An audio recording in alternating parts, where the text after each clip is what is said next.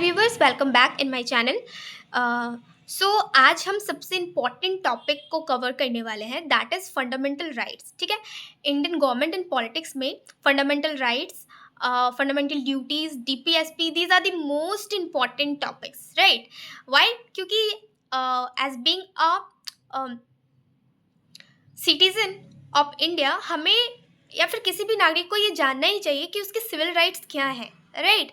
कौन कौन से राइट है जो कि as a citizen of India होने के नाते उसे हमारा कॉन्स्टिट्यूशन प्रोवाइड करता है। दैट इज़ वाई ये टॉपिक खुद में बहुत ही इम्पॉर्टेंट रखता है और खुद में बहुत इंपॉर्टेंट बन भी जाता है। दैट इज़ वाई आज हमारा टॉपिक यही है, फंडामेंटल राइट्स। तो फंडामेंटल राइट्स से जुड़े हुए जितनी भी चीज़ें हैं वो सारे मैं अभी आपके साथ कवर करने वाली हूँ। तो ये वीडियो बेसिकली सेमेस्टर्स में जो भी स्टूडेंट्स हैं अपने फर्स्ट सेमेस्टर या सेकंड सेमेस्टर में ही उनका जस्ट ये पार्ट होता है, constitution and fundamental rights, constituent assembly.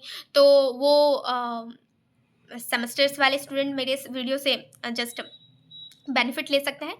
And obviously ये एक ऐसा टॉपिक है जो ऑलमोस्ट सारे कॉम्पिटेटिव एग्जाम्स में कवर करा ही जाता है। नाइन्थ, टेंथ या 11th-12th के सिलेबस में भी जस्ट इसे डाला गया है। And mostly entrance exam basically जो पॉलिटिकल साइंस पर फोकस करती है उनको टारगेट करके मैं ये जस्ट टॉपिक को कवर कर रही हूँ। ठीक है, सो अब हम टॉपिक पर आते हैं। सो फंडामेंटल राइट्स, राइट? तो फंडामेंटल राइट कॉन्स्टिट्यूशन के पार्ट 3 में है, आर्टिकल नंबर 12 से लेकर 35 तक। ठीक है, तो part 3 article 12 to 35 fundamental rights के बारे में। फंडामेंटल राइट्स होते क्या है? तो वैसे राइट्स जो constitution of India her citizen को प्रोवाइड करता है। ठीक है, अब इसमें हम ये भी देखेंगे कि ऐसे राइट्स भी हैं जो फॉरेनर्स को भी दिए गए हैं, है ना? तो कौन से वैसे राइट्स हैं जो फॉरेनर्स को भी दिए गए हैं उसके बारे में हम जानेंगे आगे कि इंडियन सिटीजन को तो है ही राइट्स, बट फॉरेनर्स को भी राइट दिया गया है। तो आप देखो कि कॉन्स्टिट्यूशन बनाने वाले जो थे वो कितने वर्सेटाइल चीज़ों को या कितने ब्रॉड मैनर से चीज़ों को लेकर उन्होंने चला, है ना, सोच कर चला कि सिर्फ इंडियन लोगों को दे देना rights, civil rights. And India is a country जहाँ पर जैसे हम ग्लोबलाइजेशन की बात करते हैं तो ग्लोबलाइजेशन के अकॉर्डिंग टू फॉरेनर्स भी आते हैं। बहुत से फॉरेनर्स यहाँ पर जस्ट रेसिडेंट्री के अकॉर्डिंग टू यहीं पर बसते हैं, तो उनको भी तो राइट प्रोवाइड होना चाहिए। तो दैट इज़ वाई हमारे कॉन्स्टिट्यूशन ने इन सारे एस्पेक्ट पर ध्यान रखते हुए भी जस्ट लॉज एंड राइट्स उनको भी प्रोवाइड करे हैं। तो हम उसके बारे में भी जानेंगे। फिलहाल हमारा स्टार्टिंग हो रहा है अभी, तो हम पहले तुमने पार्ट्स देखा एंड आर्टिकल देखी, राइट? नाउ मूव्स टू कि कौन कौन से फीचर्स हैं फंडामेंटल राइट से रिगार्डिंग। तो फंडामेंटल राइट जस्टिसिएबल होता है। जस्टिसिएबल बोलने से मतलब है कि यदि आपका कोई भी राइट का वायोलेशन हो, राइट, सो आप उसे कोर्ट में जाके चैलेंज कर सकते हो। अब किस कोर्ट में जाओगे? तो आपकी फंडामेंटल राइट का यदि वायोलेशन हो रहा है तो the citizen of India can challenge it in the court. किस कोर्ट में? तो सुप्रीम कोर्ट में जा सकते हो आप। कैसे आप जस्ट चैलेंज करोगे? तो with the help of article 32। अब आर्टिकल 32 कहता क्या है? आर्टिकल 32 सुप्रीम कोर्ट, आर्टिकल 32 के हेल्प से आप सुप्रीम कोर्ट जा सकते हो चैलेंज करने के लिए अपना फंडामेंटल राइट को, है ना, कि मेरे फंडामेंटल राइट्स का वायोलेशन हो रहा है। तो सुप्रीम कोर्ट आपको प्रोटेक्शन देगी। तो इससे रिलेटेड मतलब 32 जो है आर्टिकल, वो सुप्रीम कोर्ट हमारे फंडामेंटल राइट्स की रक्षा करेगी, प्रोटेक्शन करेगी, इससे रिलेटेड है, जिसके लिए हम 32 का यूज़ करते हुए सुप्रीम कोर्ट जा सकते हैं। एंड हाई कोर्ट में यदि हमें जस्ट कोई है कि सुप्रीम कोर्ट को एक्सेस नहीं कर सकता तो वो अपने हाई कोर्ट में भी जस्ट अपील कर सकता है supreme court, just high court में with the help of article 2 to 6, है ना। तो 2 to 6 के तहत हम supreme court, high court, sorry, 2 to 6 के तहत हम हाई कोर्ट जा सकते हैं एंड 32 के तहत हम सुप्रीम कोर्ट जा सकते हैं। Why? In the case of यदि हमारे फंडामेंटल राइट का वायोलेशन हो तो उसके प्रोटेक्शन के लिए हम अपील के लिए सुप्रीम कोर्ट 32 आर्टिकल के तहत एंड हाई कोर्ट 226 आर्टिकल के तहत जा सकते हैं। एंड द मोस्ट इंपॉर्टेंट कि आर्टिकल 32 को heart and soul of Indian constitution कहा है। किसने कहा है? तो it is said by doctor we R Ambedkar. Why? उन्होंने कहा है कि मेन तो कॉन्स्टिट्यूशन का आधार ही है फंडामेंटल राइट्स, है ना। बनाया ही गया है कॉन्स्टिट्यूशन को सिटीजन्स ऑफ इंडिया के लिए, और फंडामेंटल राइट्स में जो भी बातें कही गई है वो आत्मा है एक बॉडी के लिए, है ना। तो यदि आत्मा ही प्रोटेक्शन फील नहीं करेगी, उसे सुरक्षा मिलेगा नहीं, तो फिर हमारे देश का कॉन्स्टिट्यूशन किस काम का। दैट इज वाई कि doctor we R Ambedkar who is called the father of the Indian constitution, right. So उन्होंने हार्ट एंड सोल कहा है इंडियन कॉन्स्टिट्यूशन को।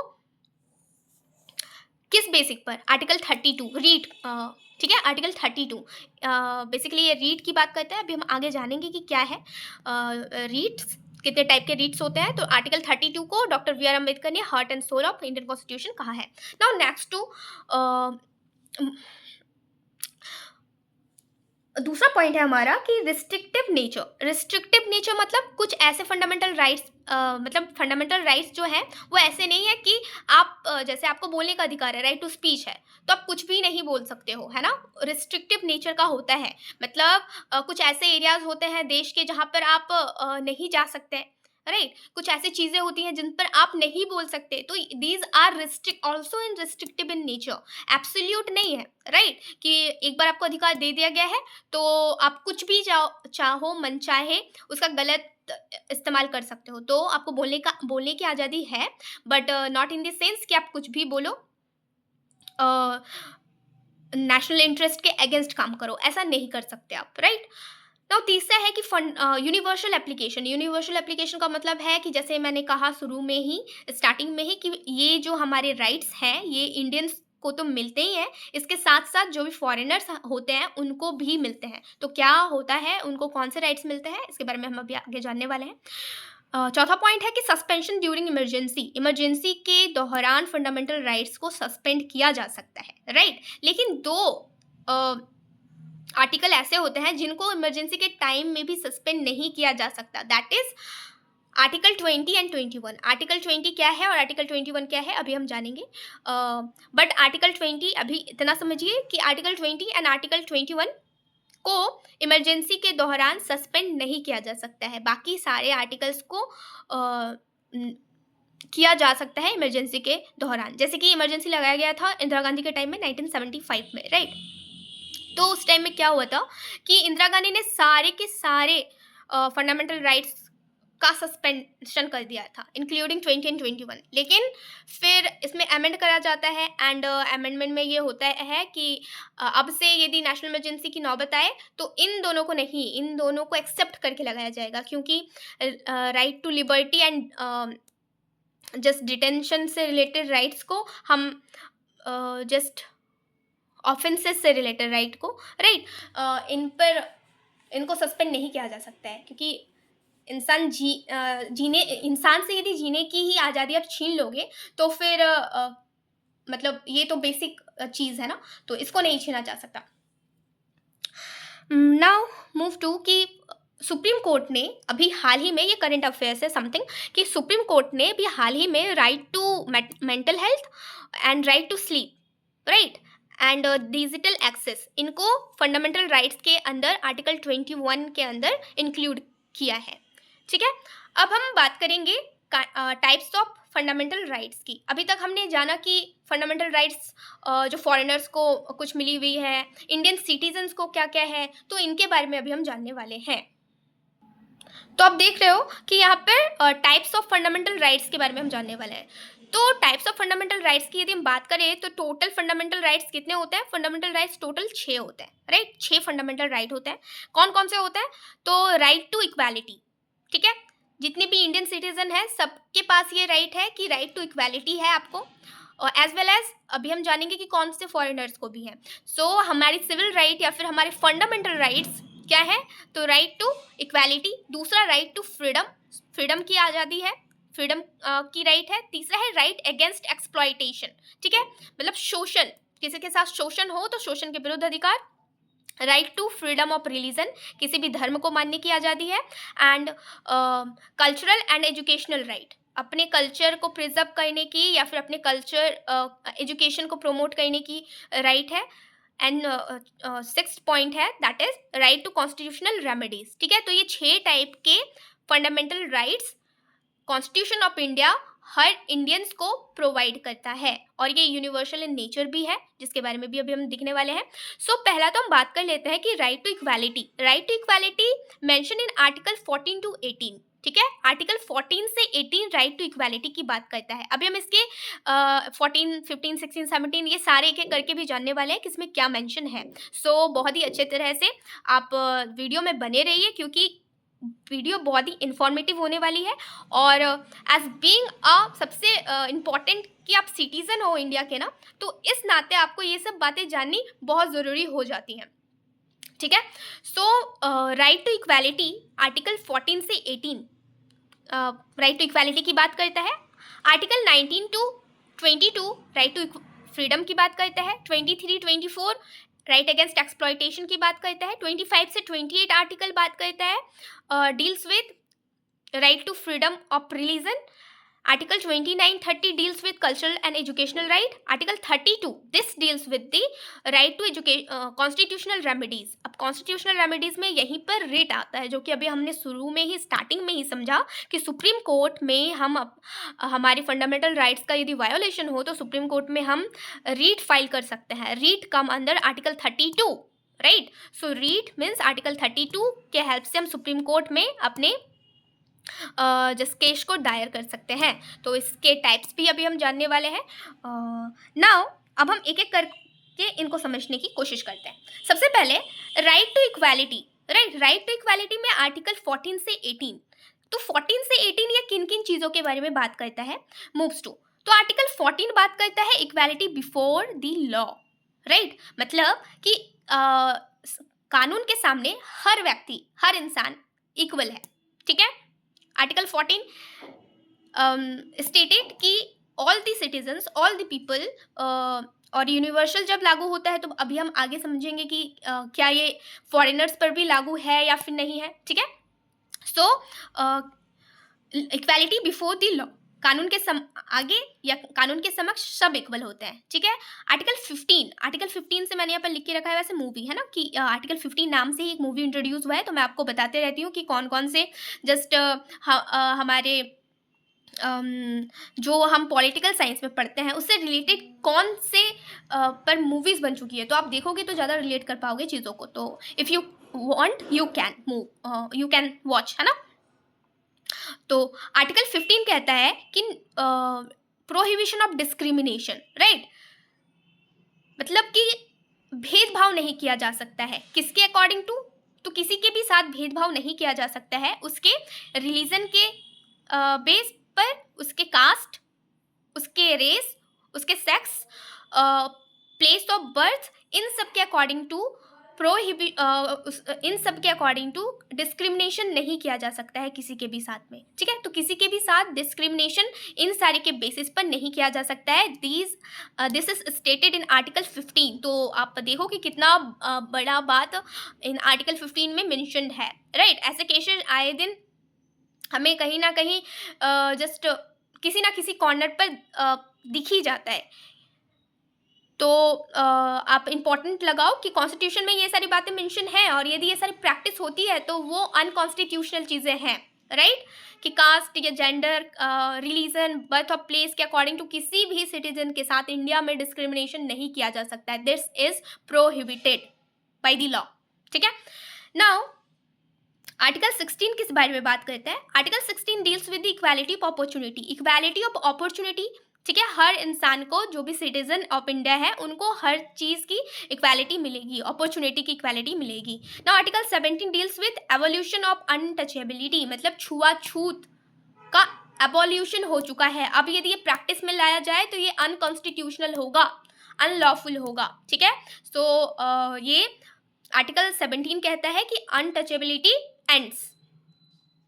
Now article 18 deals with evolution of titles, जैसे ब्रिटिश का टाइम था तो उस टाइम में क्या था ना, बहुत सारी उपाधियाँ दी जाती थी, महाराजा, राजा, एंड जैसे महात्मा गांधी को दिया गया था नाइटहुड की उपाधि, रविन्द्रनाथ टैगोर जी को दिया गया था। तो ये सारी जो उपाधि दी जाती थी ब्रिटिश इंडिया में, या फिर राजा महाराजाओं का जो हेरिडिटरी बेसिस पर जो भी टाइटल्स मिलते थे, अब वो एबॉलिश कर दिया गया है। अब यदि किसी को टाइटल दिया जाता है तो वो दो चीज़ों पर दिया जा सकता है। पहला मिलिट्री बेसिस पर, लेफ्टिनेंट, मार्शल, जो भी मिलिट्रीज में टाइटल मिलती है वो टाइटल दी जा सकती है, एंड एक एकेडमिक टाइटल्स दी जा सकती है, जैसे पीएचडी में डॉक्टर्स की जस्ट टाइटल्स मिलते हैं। तो या हम अपने देश में देखते हैं भारत रत्न या जस्ट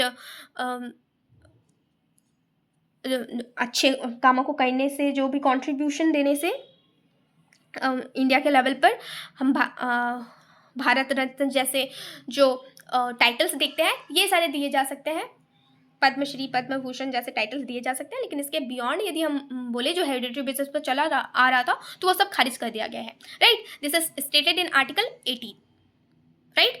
अब हम बढ़ते हैं नेक्स्ट आर्टिकल की ओर। ये था आर्टिकल 14 से 18 जो कि राइट टू इक्वालिटी की बात करता है, ठीक है। Now moves to right to freedom. अब राइट टू फ्रीडम आर्टिकल 19 से 22 तक है। तो आर्टिकल 19 किस बारे में बात करता है? आर्टिकल 19 मेनली बात करता है right to speech and expression, जिसमें कि 6 टाइप के फ्रीडम्स की बात करी गई है।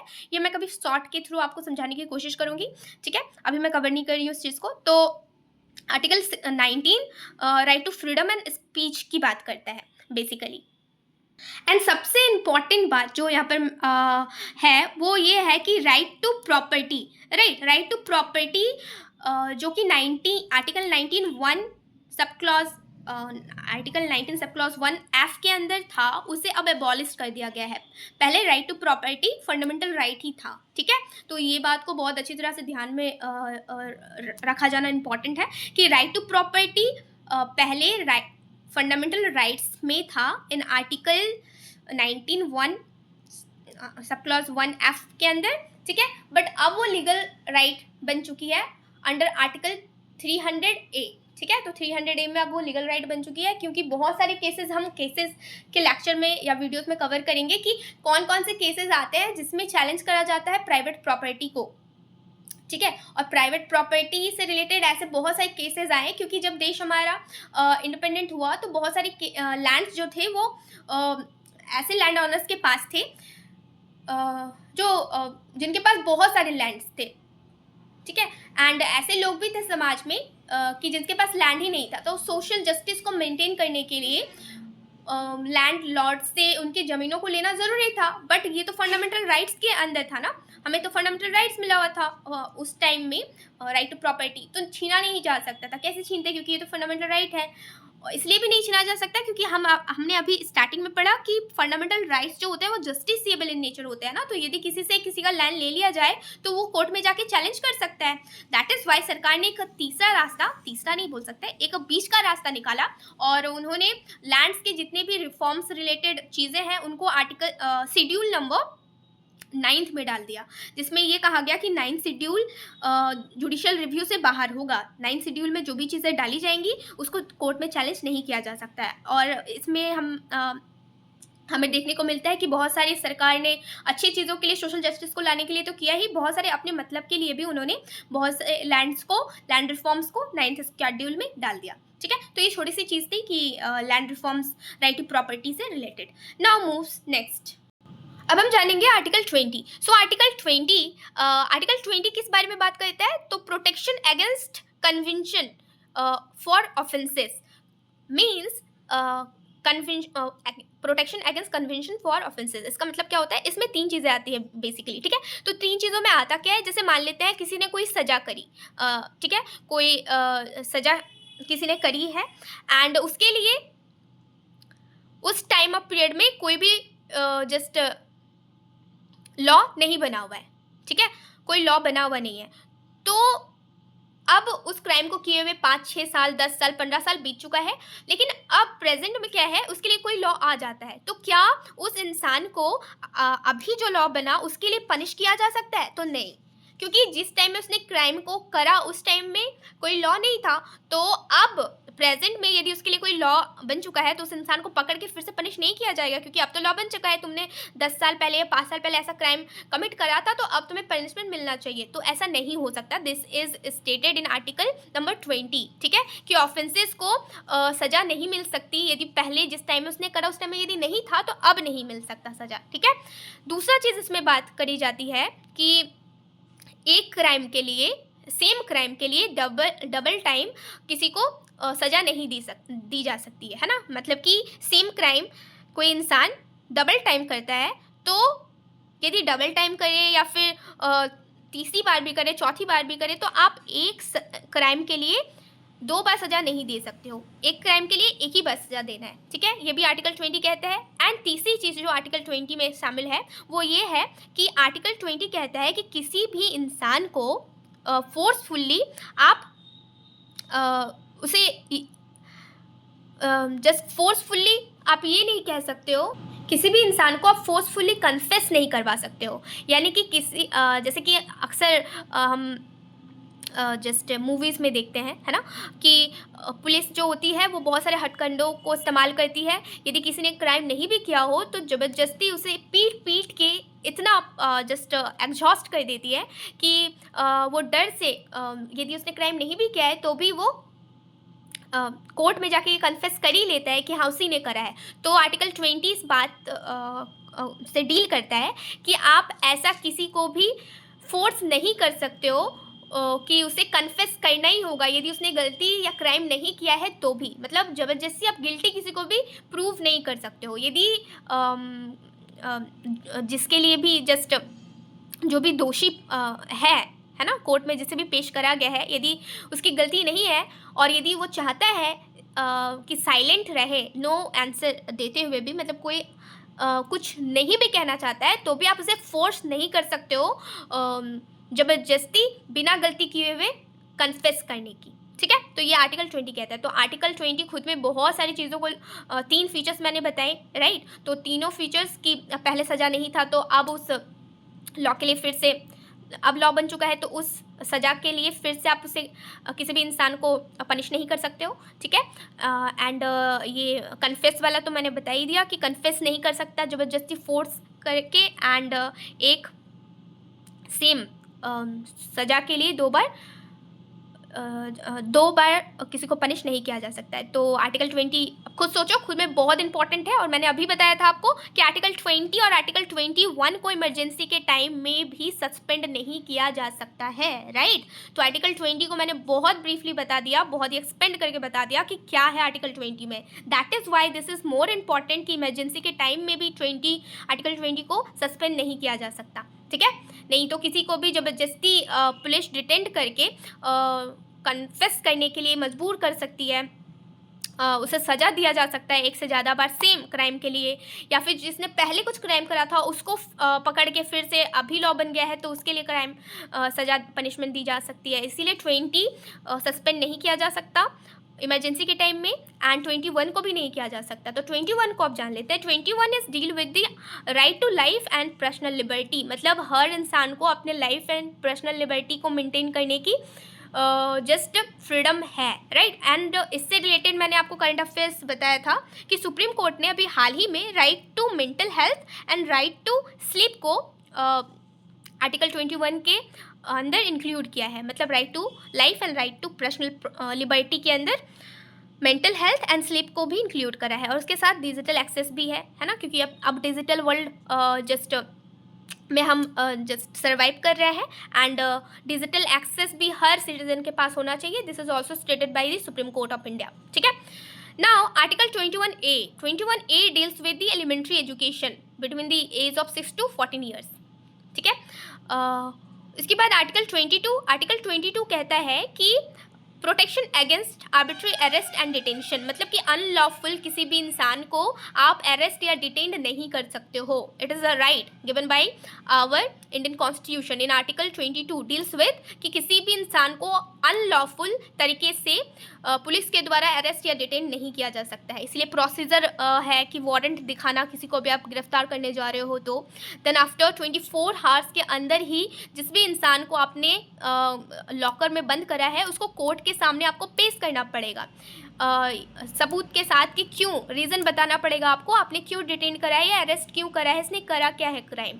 ठीक है, देन उसके बाद प्रोसेस होगी एंड प्रूव होगा कि गिल्टी है या फिर नहीं है। तो ये सारे लॉज या सेटअप्स इसलिए बनाए गए हैं, प्रोसेस इसलिए बनाया गया है ताकि इंडिया के जो सिटीजन्स हैं, जो कॉमन पीपल्स हैं, उनको वो अपने राइट्स को जस्ट जानकर यूज़ ले सके, है ना। तो लेकिन जब आप पहले जानोगे ही नहीं तो आपको पता कैसे होगा कि कौन से लॉज, कौन से रूल्स, कौन से राइट्स आपके फेवर में है एंड कहाँ तक आप अपने रीच कर सकते हो, कहाँ तक उनको रीच कर सकते हो, उनको जस्ट एक्शन में ला सकते हो। सो ये सारी चीज़ें जाननी बहुत इंपॉर्टेंट हो जाती है as being a political science student. और यदि आप पॉलिटिकल साइंस स्टूडेंट नहीं भी हो तो as being a Indian citizen आपको ये सारी चीज़ें जाननी ही चाहिए। ठीक है, नाउ मूव टू नेक्स्ट कि मैंने इनको समझाने में बहुत एम्फेसाइज किया है बिकॉज ये इमरजेंसी के टाइम में भी सस्पेंड नहीं हो सकती हैं।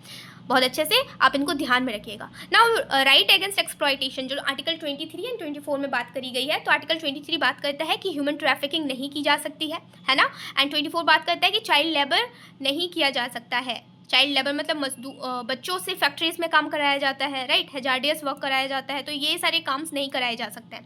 नाउ आर्टिकल 25 से 28 राइट टू फ्रीडम की बात करता है ना, रिलीजियस फ्रीडम की बात करता है। अब रिलीजियस फ्रीडम मतलब हम as India as a secular country, right, India का ऑफिशियल कोई भी रिलीजन नहीं है, तो इंडिया में सारे रिलीजन्स को इक्वल रिस्पेक्ट दिया गया है। That is why right to religion बहुत इंपॉर्टेंट खुद में हो जाता है कि इसके अंदर कौन सी बातें कही गई है। तो article 25 deals with free profession, practice and propagation of religion. आप कोई भी रिलीजन से हो, आपको अपना रिलीजन मानने की आज़ादी है आर्टिकल 25 के तहत इंडिया में, राइट। इंडियन कॉन्स्टिट्यूशन आपको ये प्रोवाइड करता है ना। आर्टिकल 26 कहता है कि manage religious affairs, right to freedom of manage religious affairs, मतलब कि यदि आप अपने धर्म को प्रचार करना चाहते हो, प्रसार करना चाहते हो, तो you can under article 26। Article 27 deals with freedom from payment of taxes for promotion of any religion, मतलब कि आप अपने रिलीजन, जैसे कि यदि हम मंदिर बनाना चाहते हैं या मदरसा का निर्माण करना चाहते हैं, ठीक है, सो या क्रिश्चियन में वो अपने जस्ट रिलीजियस चीज़ों का जो भी इनको स्कूल्स होते हैं उनको वो बनाना चाहते हैं, कंस्ट्रक्शन करना चाहते हैं, तो इसके लिए आप किसी पर कंपलसरी टैक्स को इम्पोज नहीं कर सकते हो।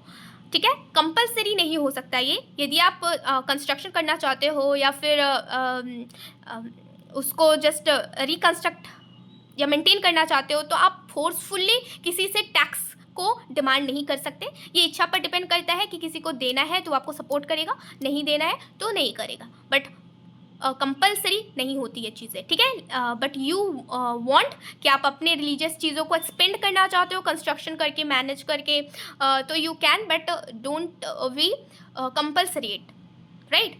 Now 28 deals with religious instruction, attending religious instruction in certain education institution, मतलब कि जैसे मदरसे होते हैं मुस्लिम में, है ना, हिंदू के जस्ट स्कूल्स, क्रिश्चियन में अपना उनका स्कूल्स होता है। तो ये इसमें क्या होता है कि आप चाहे अपने रिलीजन में एजुकेशन देना चाहते हो तो दे सकते हो, बट आप अपने एजुकेशन में जो भी आपका रिलीजियस कॉन्टेक्स्ट है उस रिलीजन में आप ये नहीं बताओगे कि आपका रिलीजन सबसे सुप्रीम है और दूसरों का रिलीजन सबसे डिम है या नीचा है, ऐसा आप नहीं समझाओगे। आपको अपने रिलीजन को अच्छा बताना है, यू कैन, आप कर सकते हो because you live in India, right, और इंडियन कॉन्स्टिट्यूशन इस बात को सपोर्ट करता है।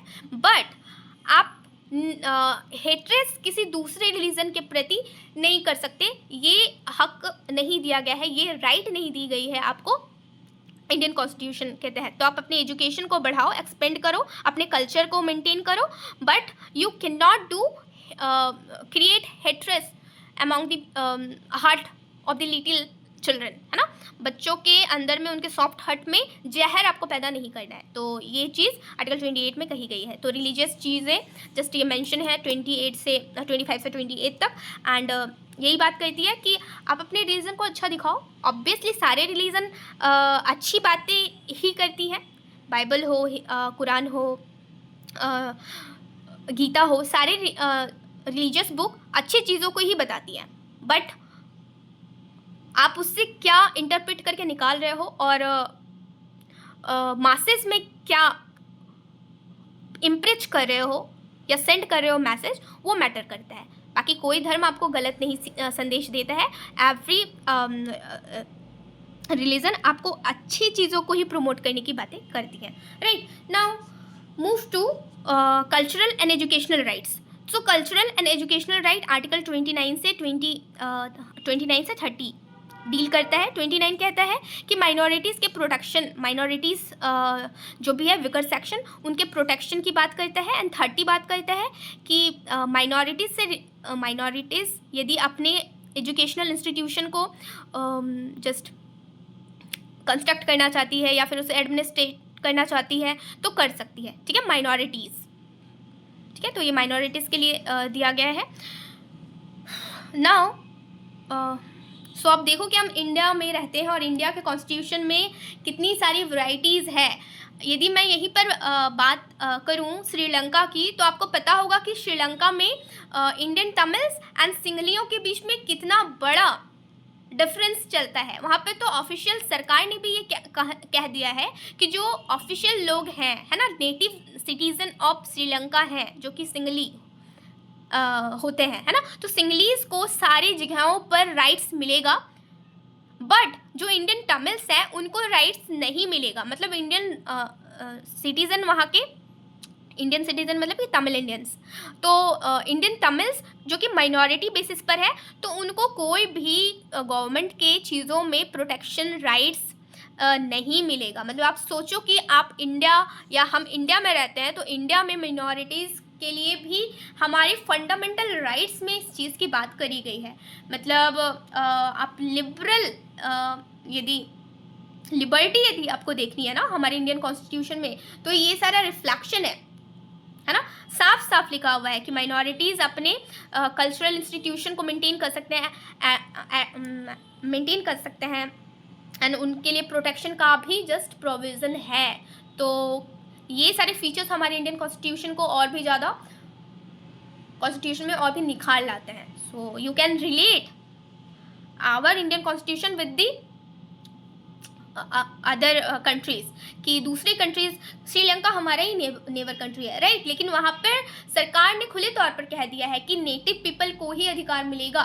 एंड लिटे जो इंडियन तमिल्स का एक ऑर्गेनाइजेशन था, उन्होंने कितने लंबे टाइम से उन्होंने फाइट करा कि थोड़ा सा एक एरिया उनको दे दिया जाए श्रीलंका में जस्ट रहने के लिए। तो ये टॉपिक मैं यहाँ पर इसलिए डाल रही हूँ कि मैं जब आपको समझा रही हूँ, ये बता रही हूँ कि माइनॉरिटीज़ के लिए भी राइट्स है, तो आप देखो कि दूसरी कंट्रीज़ में क्या राइट्स है ना। चाइना का यदि हम एग्जाम्पल ले लें कंपेरेटिव पॉलिटिक्स में, जैसे हमने चाइना को कवर करा था, तो चाइना में हमने देखा था कि चाइना सिविल राइट्स के नाम पर एक केस ऐसा हुआ था कि चाइना में जो स्टूडेंट्स थे वो सिविल लिबर्टीज़ की मांग कर रहे थे, एंड सिविल लिबर्टीज़ की मांग के लिए वो जस्ट रोड शो कर रहे थे, एंड रातों रात उन स्टूडेंट्स पर बुलडोजर चलवा दिया गया। मतलब लिटरली आप सोचो कि सिविल लिबर्टी के नाम पर दूसरी फॉर्म ऑफ गवर्नमेंट्स जो हैं, राइट, वो क्या क्या कर रही हैं इंटरनेशनल लेवल पर। नॉर्थ कोरिया की यदि हम बात करें, तो नॉर्थ कोरिया में तो ऐसा केस आया था कि जस्ट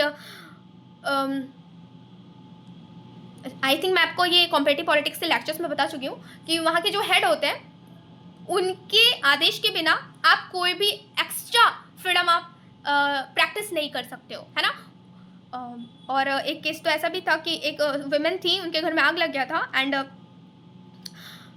उन्होंने जस्ट एक मूर्ति जो कि king John south Korea north Korea, right, हाँ, सो नॉर्थ कोरिया के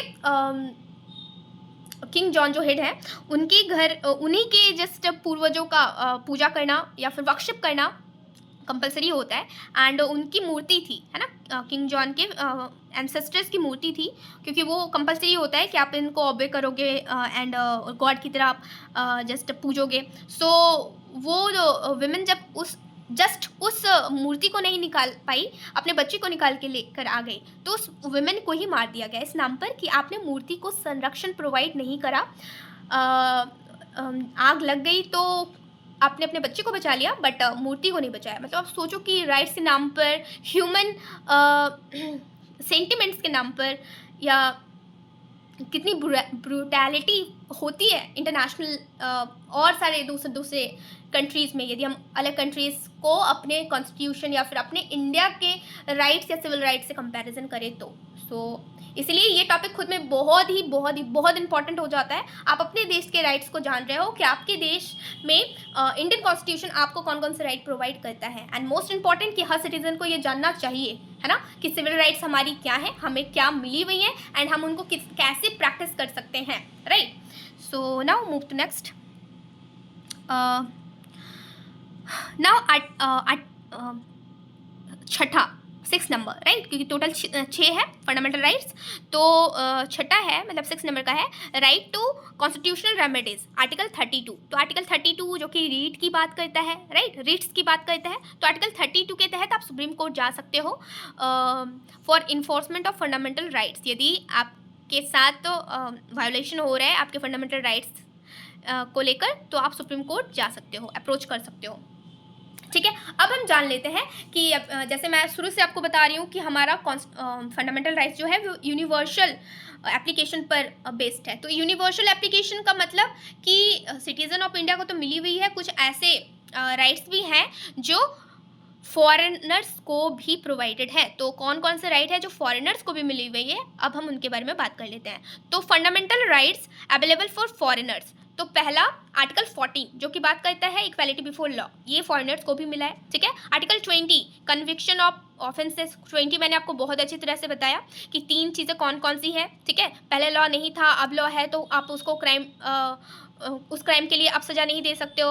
एक सेम क्राइम के लिए डबल बार सज़ा नहीं दी जा सकती, एंड किसी को भी आप फोर्सफुली कन्फेस करने के लिए नहीं कह सकते हो। और ये 20 और 21 ड्यूरिंग इमरजेंसी भी सस्पेंड नहीं किया जा सकता है, ठीक है। तो 21 लाइफ एंड लिबर्टी की बात करता है, तो 21, 20 article 21A right to elementary education, तो ये सारे फॉरेनर्स को भी प्रोवाइडेड है, ठीक है। 22 कुछ ही है, सारे के सारे फंडामेंटल राइट्स नहीं है। तो कौन कौन से फॉरेनर्स को प्रोवाइडेड है वो सारी चीज़ें यहाँ पर मेंशन है कि 21 जो है elementary education, 22 detention against unlawfully, यदि किसी को अरेस्ट या डिटेंट किया जाता है, मैं वैसे समझा चुकी हूँ ये सब अभी। 23 एक्सप्लॉयटेशन या ह्यूमन ट्रैफिकिंग, 24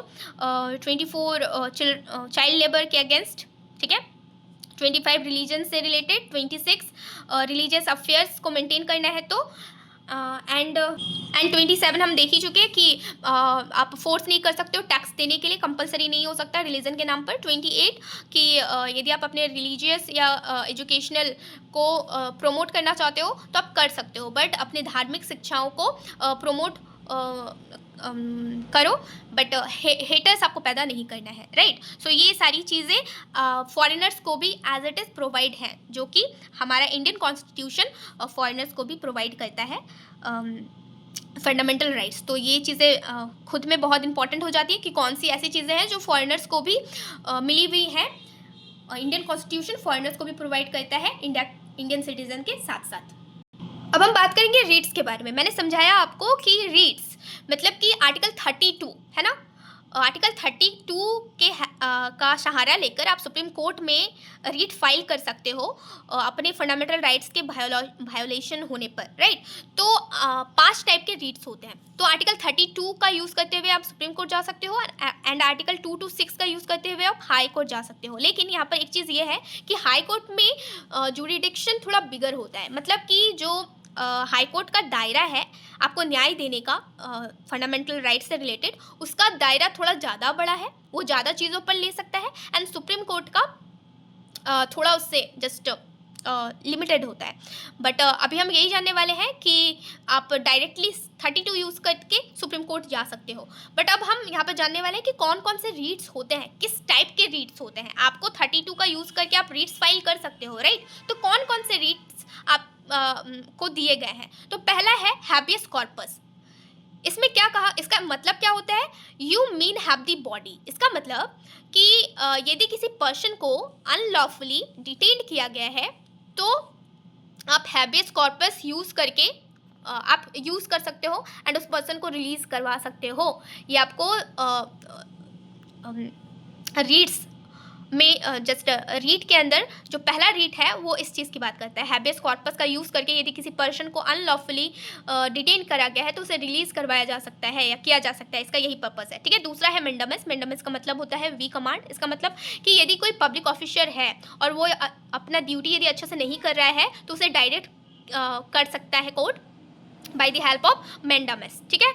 तीसरा है प्रोहिबिशन। प्रोहिबिशन का मतलब होता है टू प्रोबिट, फॉरबिट। फॉरबिट का मतलब कि कोई हायर कोर्ट है, ठीक है, हायर कोर्ट लोअर कोर्ट को जुरिडिक्शन के मामले में डांट या फटकार प्रोहिबिट कर सकता है, मना कर सकता है। मतलब कि यदि लोअर कोर्ट है वो कुछ ऐसे जुरिडिक्शन में डिसीजन ले रहा है जो उसके न्यायिक क्षेत्र के अंदर नहीं आते हैं, ठीक है। तो ऐसे में सुप्रीम कोर्ट या जो हायर कोर्ट या हाई कोर्ट जो है वो उसको फटकार लगा सकती है कि आपका ये जुरिडिक्शन एरिया नहीं है, आप ऐसे मामलों में न्याय नहीं दे सकते हो। तो ये जस्ट प्रोहिबिशन का यूज़ किया जा सकता है रीड फाइल करने के लिए, ठीक है। देन चौथा है सर्टियोररी। सर्टियोररी का मतलब होता है टू बी सर्टिफाइड। इसका मतलब ये इसमें बात करी गई है कि यदि सुप्रीम कोर्ट चाहे या हायर कोर्ट चाहे या फिर हाई कोर्ट चाहे तो वो लोअर कोर्ट्स में या ट्रिब्यूनल डिस्ट्रिक्ट कोर्ट्स में कोई भी केसेस चल रही हो तो उसको डायरेक्ट अप्रोच कर सकता है ना, मतलब मंगवा सकता है खुद के पास। यदि लोअर कोर्ट्स में कोई केस चल रही है एंड उसका जुरिडिक्शन नहीं है, ठीक है, लोअर कोर्ट के पास उसका न्यायिक क्षेत्र में वो नहीं आता है और ये यदि वायोलेशन हो रहा है लॉ का तो जो हायर कोर्ट होती है वो अप्रोच कर सकती है और या मंगवा सकती है लोअर कोर्ट से उस केस को डायरेक्टली, ठीक है। नाउ मतलब ये सारे आप देखो कि कितनी बड़ी बड़ी बातें, मतलब बड़ी तो नहीं कह सकते हम, थोड़ा नेगेटिव सेंस में आ जाएगा, मतलब कितनी इंपॉर्टेंट बातें हैं जो एक सिटीजन को जानना चाहिए। बट बेसिकली ये सारे एज बीइंग कितने ही लोग होंगे इंडिया में जो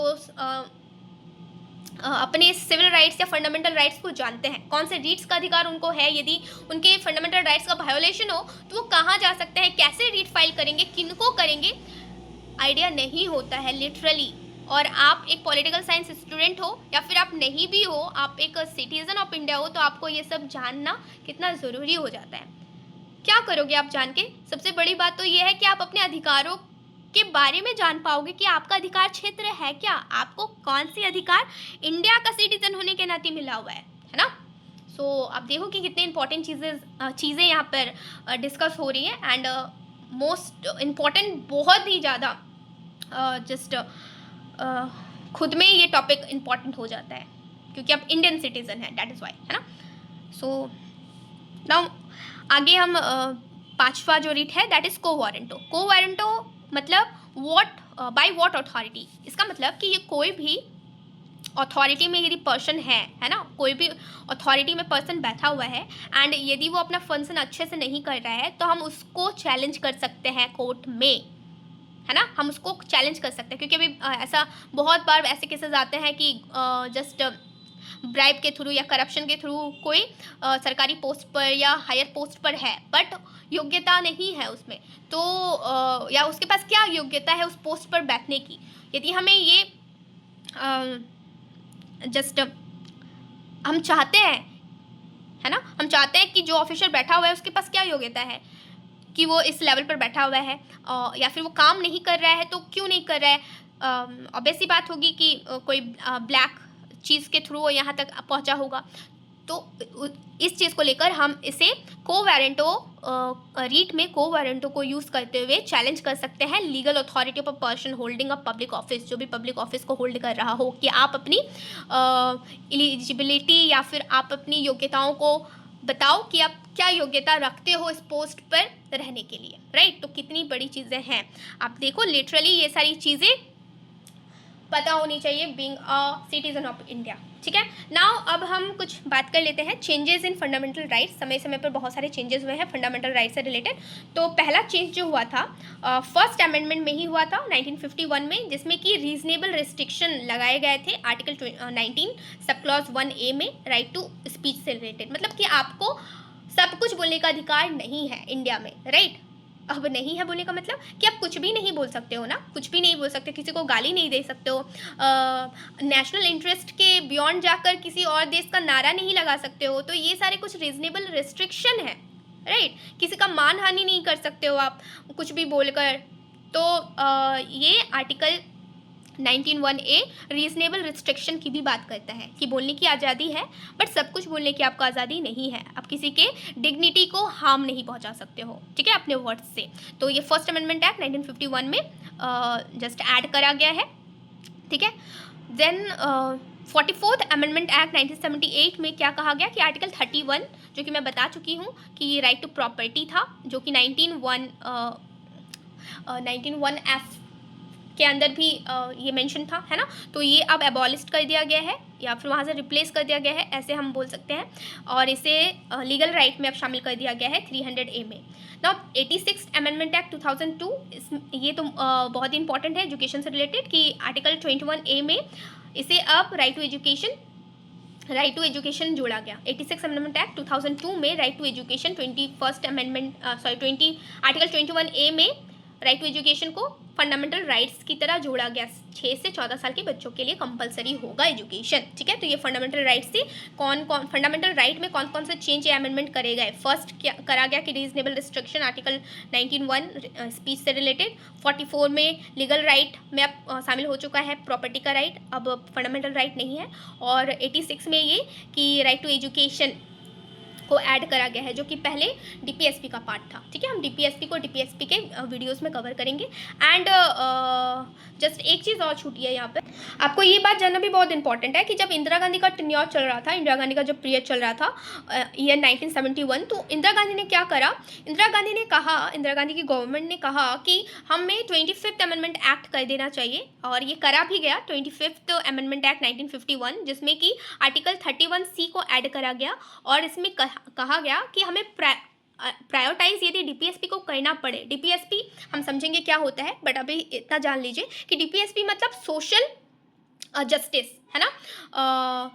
सोशल जस्टिस को मेंटेन करने के लिए, इकोनॉमिकल या फिर सोशल जस्टिस को मेंटेन करना है, हम सोसाइटी में करना चाहते हैं, तो कभी कभी क्या हो सकता है कि वो फंडामेंटल राइट्स जैसे कि आर्टिकल 14 और आर्टिकल 19 जैसे फंडामेंटल राइट्स को वायोलेट भी कर सकता है, उसको थोड़ा हार्म भी पहुंचा सकता है। तो आर्टिकल 25 अमेंडमेंट में, है ना, 25th अमेंडमेंट 1971 में ये कहा गया कि आर्टिकल 31C में को ऐड करा जा रहा है, एंड ये प्रायोरिटाइज करेगी डीपीएसपी को ओवर फंडामेंटल राइट्स। तो फंडामेंटल राइट्स को यदि थोड़ा क्षति पहुंच भी रहा है फंडामेंटल राइट्स में, जैसे 14 और 19 जैसे आर्टिकल्स, ये मैं आपको बता चुकी हूँ कि आर्टिकल 14 और आर्टिकल 19 किस बारे में बात करता है, किस चीज़ से डील करता है। तो यदि इनको नुकसान होता भी है तो कोई बात नहीं, वो थोड़ा सा टॉलरेबल होगा, क्योंकि डीपीएसपी ज़रूरी हो जाता है सोशल जस्टिस को मेंटेन करने के लिए। बाद में बहुत से केसेस इससे रिलेटेड आते हैं जिसमें ये कहा जाता है कि दोनों ही डीपीएसपी एंड फंडामेंटल राइट्स दोनों ही आपस में कॉम्प्लीमेंट्री है एक दूसरे के, तो कोई किसी से सुपीरियर नहीं है, राइट। बट ऐसा केस भी आता है जिसमें कहा जाता है कि सुपीरियर है फंडामेंटल राइट्स, एंड दोनों का बैलेंस जरूरी है ना, कोई किसी को वायोलेट नहीं करेगा। तो इंदिरा गांधी ने ये करा था बहुत से चीज़ों में कि हम इस नाम पर उन्होंने सोशल जस्टिस को समाज में लाने की कोशिश की। उन्होंने कहा कि हम सोशल जस्टिस ला रहे हैं, तो सोशल जस्टिस को लाने में हो सकता है कि फंडामेंटल राइट्स को कहीं कहीं वायोलेट किया जा सके, लेकिन बाद में इससे रिलेटेड बहुत सारे केसेस आते हैं जो कि हम डीपीएसपी में, जब हम डीपीएसपी को कवर करेंगे तब हम वहाँ पर डीपीएसपी के केसेस के बारे में डिस्कस करेंगे। बाकी डीपीएसपी में आप अभी इतना ही समझो कि डीपीएसपी मतलब सरकार को कुछ ऐसे जस्ट जैसे कि फंडामेंटल ड्यूटीज़, इसके बाद वाला जो होगा उसमें हम कवर करने वाले हैं कि सरकार, फंडामेंटल ड्यूटीज़ मतलब हमारे duties as being a citizen of India, हमें कुछ कर्तव्य, हमें कुछ मोरल ड्यूटीज़ निभानी पड़ेंगी इंडिया के नागरिक होने के नाते। उसी तरह सरकार को कुछ ड्यूटीज़ दी गई है कि आप देश को, अपने राज्य को कैसे चलाओगे, उसके लिए कुछ सेटअप रूल्स जो है वो सरकार को सजेस्ट करी गई है, ठीक है। तो उन्हीं को कहते हैं डीपीएसपी, मतलब directive principle of state policy, मतलब स्टेट अपने या गवर्नमेंट अपने स्टेट को स्मूथ चलाने के लिए क्या क्या करेंगी। बेसिकली इसमें वेलफेयर से रिलेटेड चीज़ों को मेंशन करा गया है कि लोगों का कल्याण सोशल तौर पर, इकोनॉमिक बेसिस पर, सोशल बेसिस पर कैसे ज़्यादा से ज़्यादा मेंटेन करवाया जा सके, इस चीज़ पर सरकार ध्यान देगी। तो बेसिकली 25th अमेंडमेंट में यही कहा गया कि यदि ज़रूरत पड़ता है सोशल जस्टिस को लगाने की तो हम लगाएंगे, लेकिन उसमें हो सकता है कि फंडामेंटल राइट को क्षति पहुंच सके, लेकिन बाद में बहुत से अमेंडमेंट करे जाते हैं। तो आई होप सो कि आपको आज के वीडियो में फंडामेंटल राइट से रिलेटेड बहुत सारी चीज़ें क्लियर हुई होंगी, समझ में आई होंगी, और यदि आपको कुछ पूछना है इससे रिगार्डिंग तो you can comment down. Thank you.